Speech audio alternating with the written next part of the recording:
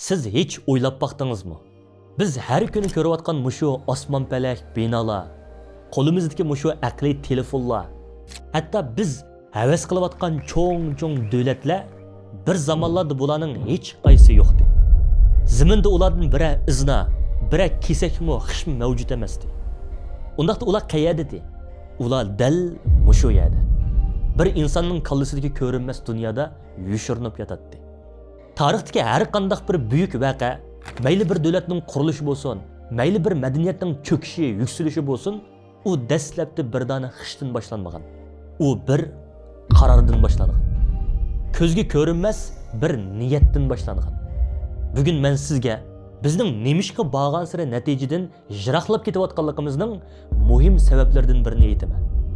Biz yillardan beri yuguraymiz, ta'laymiz, vaqaraymiz. Ammo nemishqa yana shu joyimizdan qimirlamayla turamiz?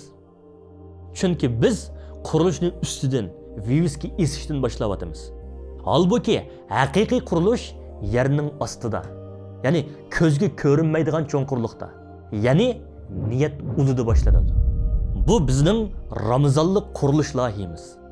Biz yoshlikdan iborat eng qimmatli davrimizda ko'sh chingdab, lag'aylab yurdiganlardan emas, ajdodlarning izbosarlari bo'lishga harakat qilamiz.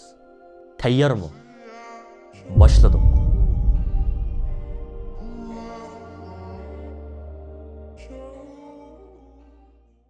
Assalomu alaykum qarindishim. Mening izbosar do'stim. Ramzaningiz muborak. Lekin bugun men faqat Ramazon muborak deb qo'ymayman. Chunki bizning, ya'ni Uyg'ur millatining bu oyni boshqalarga o'xshashla odatlikcha tabriklab qo'yiblar, o'tib ketishga haqqimiz yo'q. Keling biz bugun bir-birimizga samimiy bo'lib boqaylik. Muhojirat yashayotganimizga xeyli yillar bo'ldi. Hammamizning qalbida bir o't bor. Hech bo'lmasa xalqimizning qutulishiga bo'lgan orzu va dushmanimizga bo'lgan azroq bo'lsa g'azab bor. Biz vatan deymiz, hurlik deymiz, kuchimiz bo'lsa deymiz. Ammo reallikda nim qilyapmiz. Atigan turimiz, ishq chopimiz, kech charchab kelimiz, telefonni ochimiz. Har kuni har xil o'xshamagan xabarlarni ko'ramiz. Ba'zida xursinimiz, ba'zida uhsinimiz. Ondan uxlab qolamiz.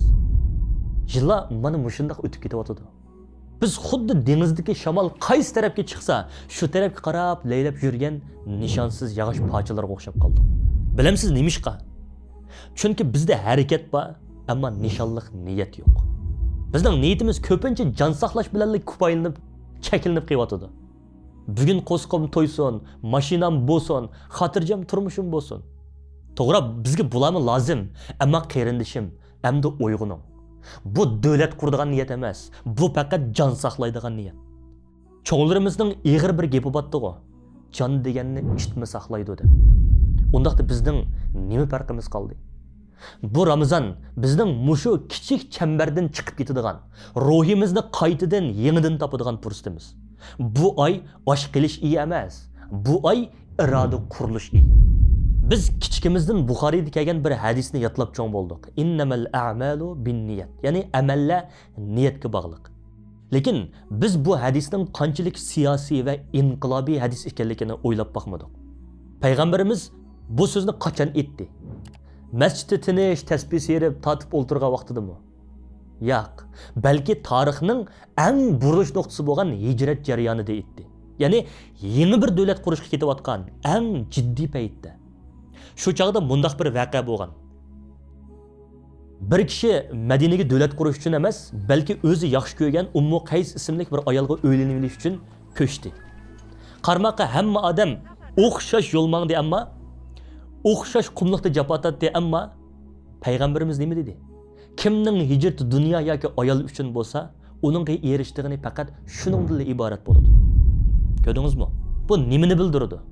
Bu shuni bildirdiki, fiziklik harakatingiz o'xshash bo'lsa-mu, agar sizning yumshoq detalingiz, ya'ni niyatingiz farqli bo'lsa, natija butunlay boshqacha bo'ldi. Bugun yoshlardan shuni so'rayman. Siz nemishqa chet elda? Nemishqa o'qiyapsiz? Nemishqa ishlayapsiz? Agar niyatingiz faqat yaxshi mashina, yaxshi uy, yaxshi yashashla bo'lsa, Alloh sizga faqat shuni beradi. Lekin sizdan hargizmi vatan qutqizg'uchi chiqmaydi. Agar sizning niyatingiz men mushu bilimim orqali millatimning bir ehtiyojini qamdayman bo'lsa, dunyolikqa erishsiz va eng muhimi sizning har bir qadamingiz ibodatga, har bir utqingiz davlatning xishi keskiga aylanadi. Balkim siz aka niyat degan faqat quruq xayoldan iborat qo deyishingiz mumkin. Keling, men sizga zamonaviy nervi ilmidan bir misol beray. Mingingizda RAS, ya'ni Reticular Activating System deydigan bir sistem bor. Bu sistemning roli süzgüch. Bu xuddi mingning darvozavaniga o'xshaydi. Masalan, siz qizil bir mashina setib olishni niyat qildingiz deyli. Ertasi ko'chaga chiqsangizlar ko'zingizga butunlay qizil mashinalar chiliqadi. Burun o mashinalar yo'qmi deb batdi, ammo niyatingiz yo'q bo'lg'achqa mingingiz uni axlat uchur deb tashlab etadi. Siz niyat qilgan hamon mingingiz uni fursat deb to'nadi. Dal shuningga o'xshash. Agar siz bugun men millatni qutqizishga has qo'shima deb haqiqiy niyat qilsangiz, nima ish yuz berdi bilamsiz? Burun zerikishlik tuyulgan xabarlar ichidan siyosiy fursatlarni ko'rishga boshlaysiz. Burun quruq paranglashadigan do'stlaringiz ichidan tashkillanish imkoniyatini ko'rasiz.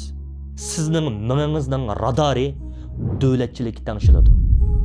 Alloh Qur'onda deydi: "Innalloha la yughayyiru ma biqawmin hatta yughayyiru ma bi anfusihim." Allah hech qanday bir qavmni ular o'zlarini o'zgartmaguncha hargiz o'zgartib qo'ymaydi. Siz niyatni, ya'ni RASni o'zgartmay turib, Allah sizga fursatni ko'rsatmaydi.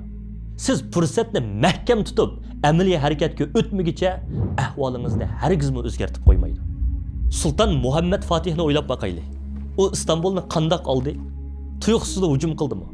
Yo'q. U texi bo'shlikdagi bola vaqtidan boshlab onun ustozi Axshamsiddin onunga sepillarni ko'rsatib, sening yegona niyating mushu deb cho'nqigan. U otas qopsi Istanbulni o'ylaydi. Yassi Istanbulni tushaydi.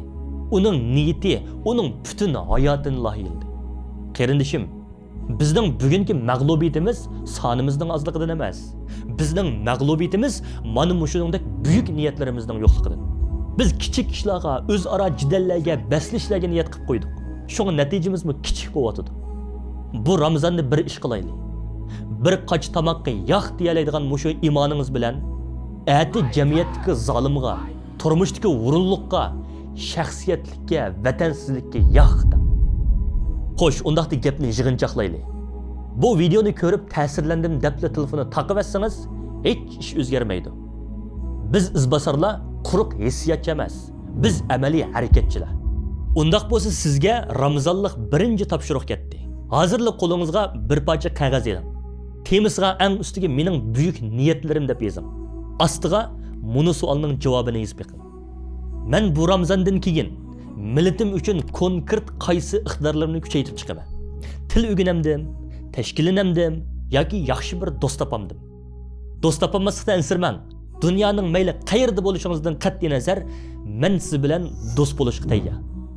Qog'ozga samimiy shaklda buning javoblarini yozib bo'lgandan keyin qog'ozni qatlab haminingizga selib oling.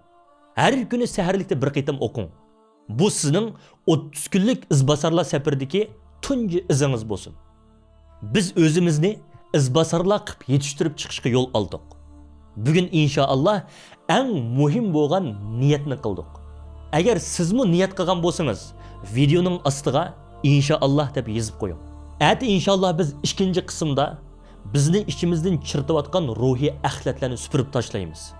Qani amsa niyatingizni yangilang, sabrimiz boshlandi.